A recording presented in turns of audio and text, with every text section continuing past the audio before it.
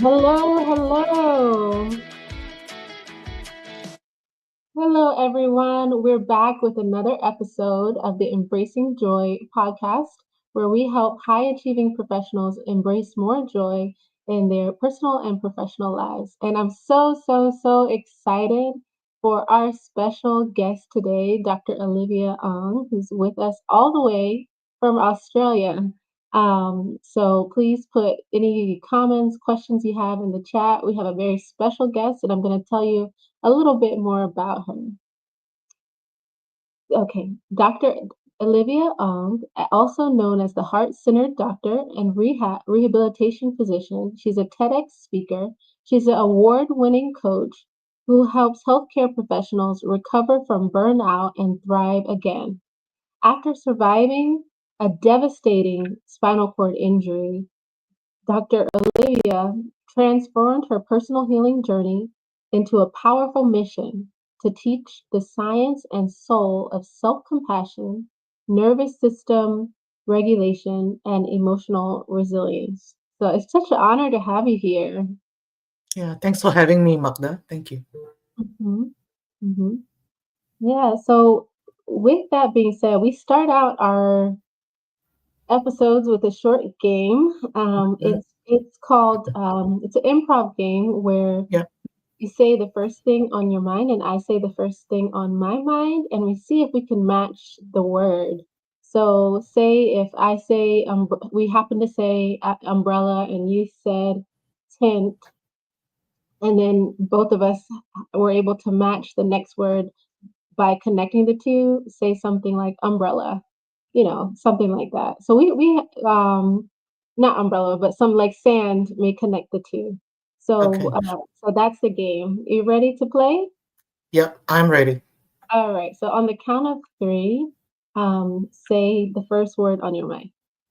One, two, three. Beach. Co- Coffee for me.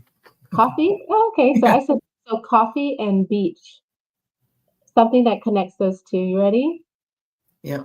Okay. One, two, three. Sunrise. Starbucks? I said Starbucks. I can't believe I Okay. said that. That's okay. I thought of Starbucks. I don't know why. Hi, this is the first word on your mind. We have some guests with us today. So if you're listening, you can join in the fun, say Yes. thinking the first word that comes to your mind on the count of three. Okay, so we had Starbucks and sunrise. Yeah. What connects those two? Okay, three, one, two, three. Work. Going to work. Getting sunrise. Friends for me. For me, it's Friends. friends. Oh, Friends. nice. Okay, Yeah. so something that connects work and friends. Yeah. Okay. Working. Okay. Mm, commute. I was thinking something about like carpool. I'll say food. Oh, food. Food, Yeah, food food. always connects everyone. Oh, it does. Okay, so food and carpool. Maybe I'm getting too specific. So Ooh. when you get too specific, it gets a little harder. Yeah. Okay, food and carpool. Fast food. Yeah. I was thinking Uber Eats, but never Uber mind. Eats. Oh, same. That counts. That counts.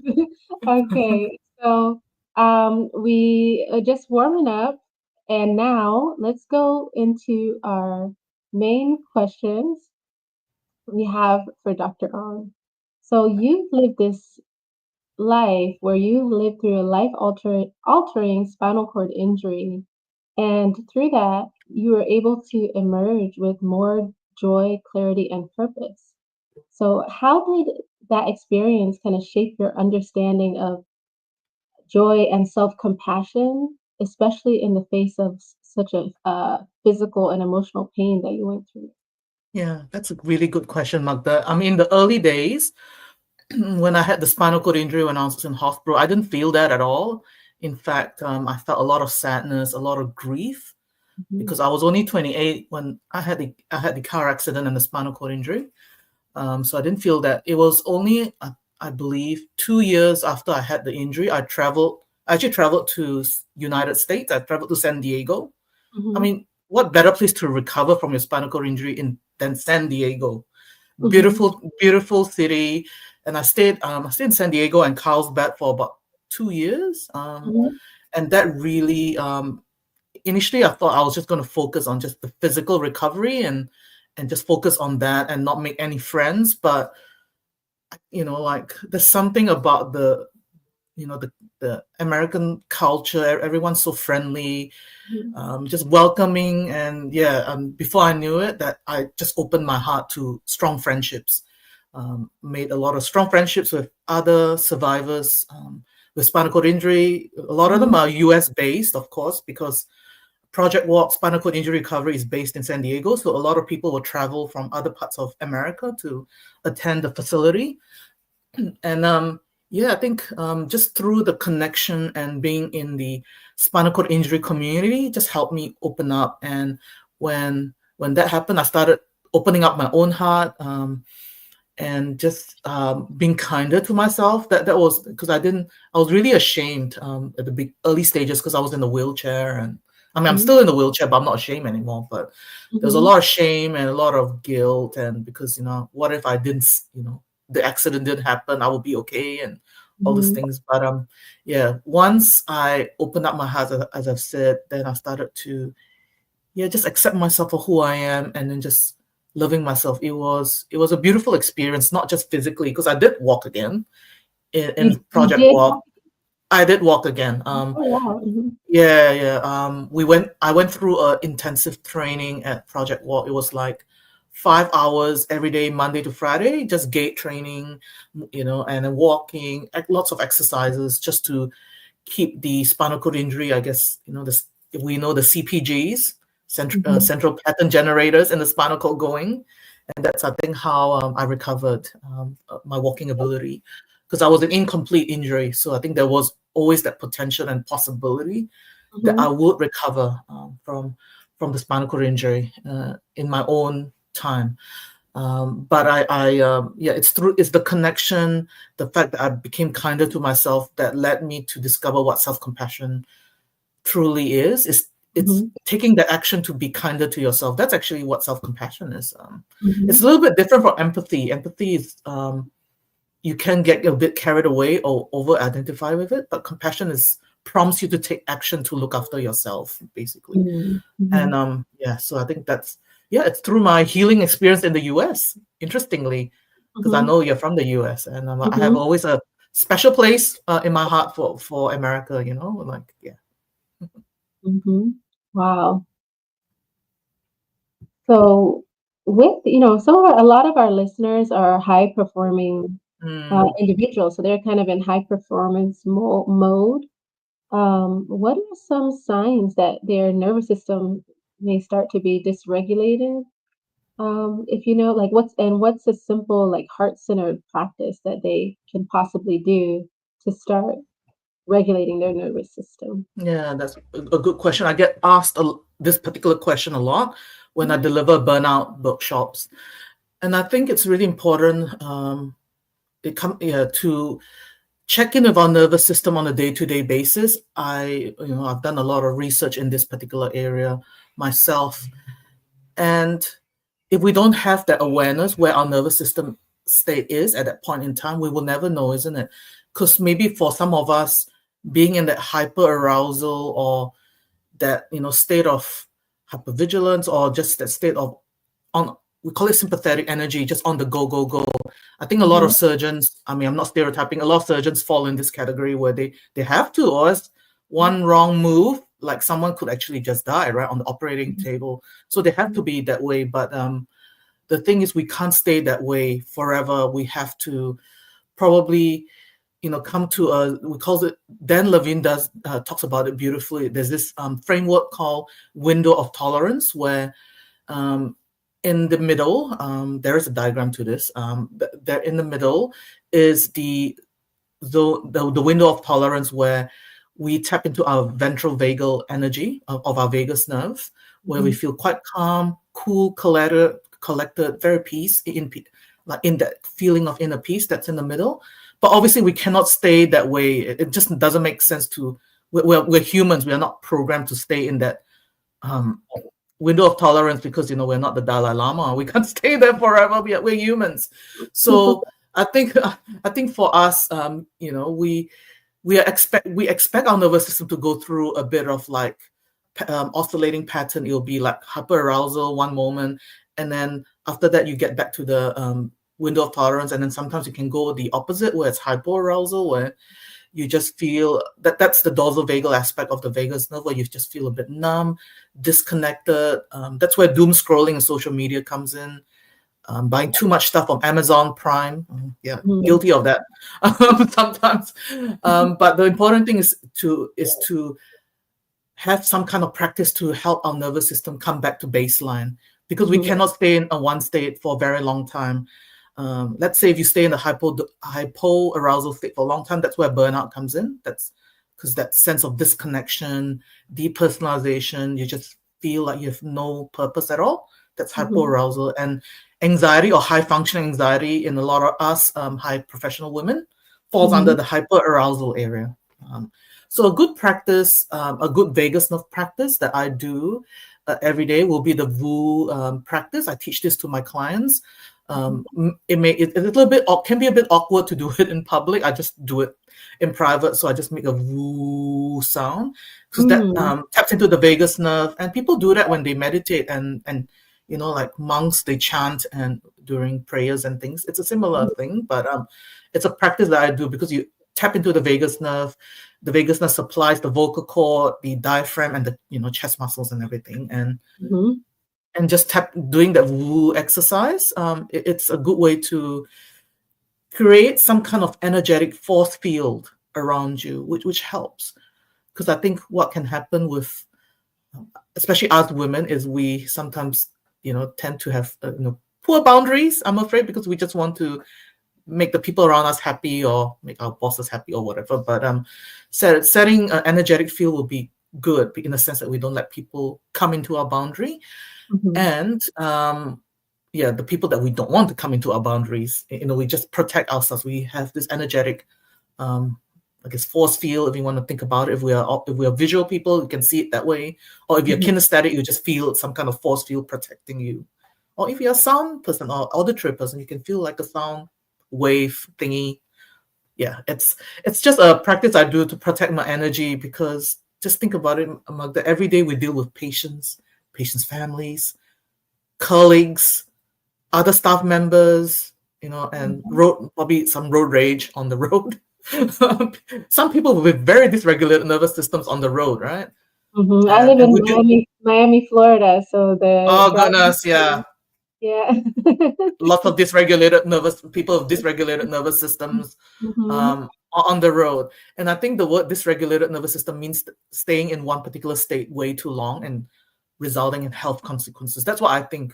This term dysregulated nervous system, which I think gets thrown a lot, especially in social media with with lots of information bombardment out there. But essentially that's what it means, to stay in one state way too long and resulting in health problems. Because we should be moving through the states.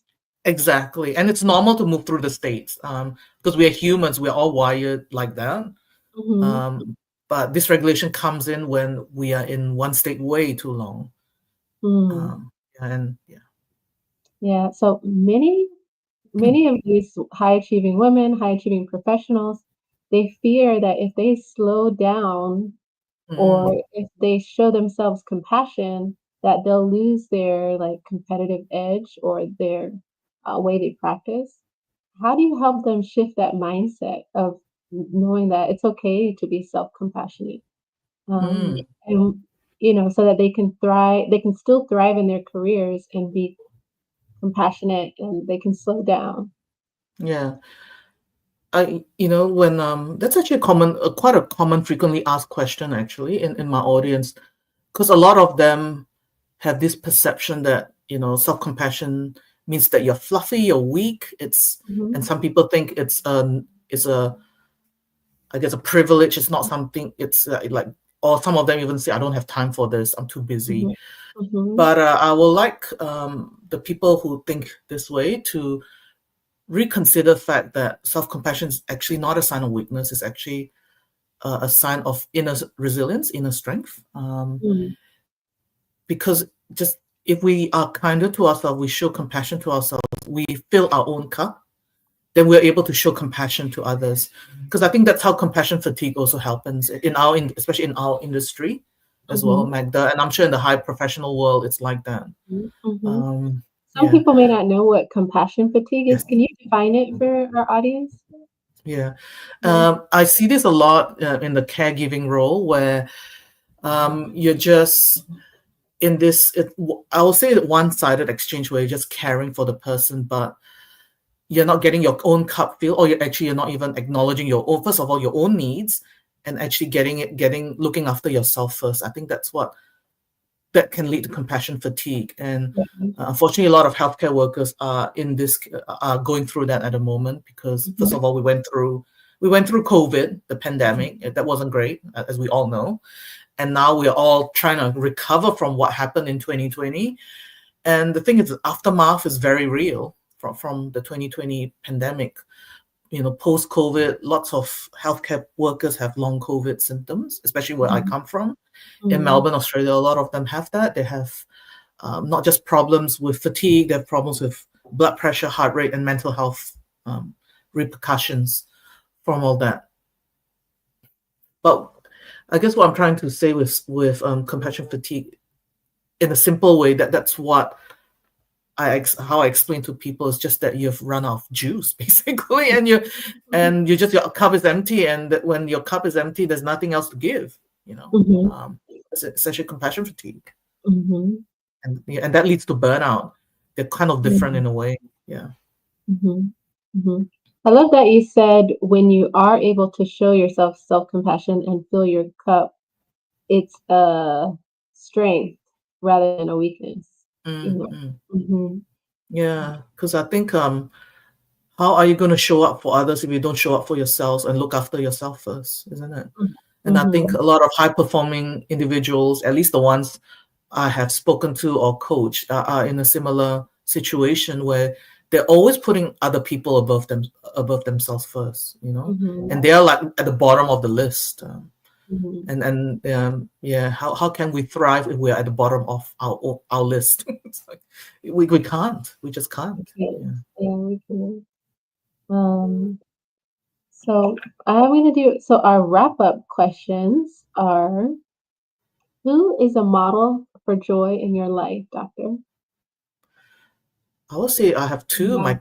My kids are just like examples of pure joy. Like I think kids in this age, my daughter is 5 and my son's 10. They're at the age where they're the best mindfulness teachers. They are curious about things, always asking questions, beautiful, like really interesting questions. And every day is a new moment for them, just embracing joy in everything they do. I think kids will be the best role models, believe it or not. Yeah. Mhm. I mean, my kids at least. Yeah. If you were cooking a metaphorical cake of joy, what were the top three ingredients? Well, I love icing. I mean, this is coming from someone who's attended a lot of birthday parties of two kids. Icing, definitely vanilla icing, chocolate, yeah, the chocolate as the centerpiece, chocolate cake Mhm. with icing, and really good cream, Oh, really yeah. good cream, very good cream. We cannot What do cake without good cream. what about, if it was a metaphorical cake, meaning like, Oh, for oh, joy, like your joy what are your joy ingredients? oh, my chocolate. I thought you meant literally cake. It is a cake, but it's okay. It's okay. All right, I got it. I got it. Metaphorically, you just did. Yeah, Um, yeah. uh, I will say that the chocolate bit of the cake will be self-compassion. Okay. The icing will be, I would say, maybe just self-awareness. It's the Mhm, top, I feel. And the mhm. cream will be self-appreciation, where once you eat the cream, you're like, oh, like, you start patting yourself on the back. You go, you got this. This is awesome stuff. So I'll think, yeah, the cream will be self-appreciation, the chocolateness of the cake, self-compassion, and self-awareness is at the top. Because you just Okay. you just started the journey, isn't it? That's not bad, Yeah. you know? Okay. Great. So okay, audience, let's imagine if we no longer had to choose between ambition and inner peace. Imagine waking up with that energy from not adrenaline, but alignment, and feeling safe in your own body, and soft in your heart, so that you can be strong in your purpose. That joy is possible, and it can be part of your birthright, but it starts with self compassion, just like Dr. Olivia was talking about, and how she helps physicians find find that in their journey as well. So you can find her on her website, which is Dr. Olivia, let me spell Lee Ong. So Dr. Olivia, LeeOng.com. She's Mhm. also on social media, Facebook, which Dr. Olivia Ong, author. And she's also on Instagram and LinkedIn at Dr. Olivia Ong. It's Yeah. been such a pleasure to have you. Do you have any Thank closing statements for our audience today? Absolutely. I'll encourage all of you to live your love, shine your light, and be your own best friend. That's my parting words, I guess. I love that. I love that. It's been such a pleasure. If you're watching, please share this with a friend or someone that may need to hear this. And if you're watching the replay, share it again as well. And it's been a pleasure to have this episode. So take care. Right. Bye. Thank you. Bye.